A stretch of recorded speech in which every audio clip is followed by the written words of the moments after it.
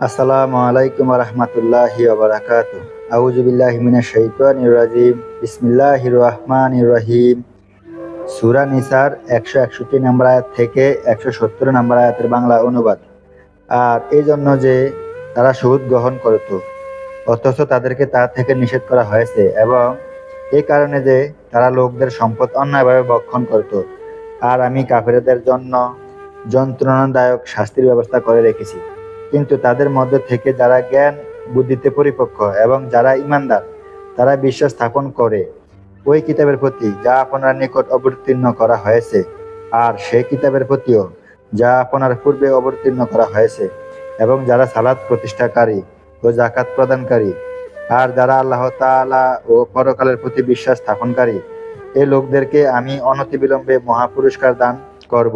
হে রাসূল, নিশ্চয়ই আমি আপনার নিকট ওহী প্রেরণ করেছি, যেভাবে নূহ এবং তার পরবর্তী অন্যান্য নবীদের নিকট ওহী অবতীর্ণ করেছিলাম। এবং আমি ইব্রাহিম, ইসমাইল, ইসহাক ও ইয়াকুব এবং তার সন্তানগণ ও ঈসা, আইয়ুব, ইউসুফ এবং হারুন ও সুলাইমানের নিকট ওহী অবতীর্ণ করেছি।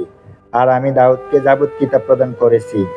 এবং হে রাসূল, আপনার নিকট কতিপয় রাসূলের কথায় ইতপূর্বে বর্ণনা করেছি, এবং কতিপয় রাসূল এমন যাদের সম্পর্কে আপনার নিকট বর্ণনা করিনি। আর মূসা আল্লাহর সাথে বিশেষভাবে কথা বলেছেন। আর সকল রাসূলকে সুসংবাদ দানকারী এবং ভীতি প্রদর্শনকারী হিসেবে এজন্য প্রেরণ করেছি, যেন রাসূলগণের আগমনের পর আল্লাহ তাআলার দরবারে মানুষের কোনো অভিযোগ না থাকে। বস্তুত আল্লাহ তাআলা হলেন মহাপরাক্রমশালী, প্রজ্ঞাময়। কিন্তু আল্লাহ তাআলা সাক্ষ্য দিচ্ছেন যে সে সম্পর্কে যা তিনি আপনার নিকট অবতীর্ণ করেছেন, যে তা তিনি স্বীয় জ্ঞান দ্বারা অবতীর্ণ করেছেন, আর ফেরেশতাগণও তার সাক্ষ্য দিচ্ছেন। বস্তুত সাক্ষী হিসেবে আল্লাহ তাআলাই যথেষ্ট।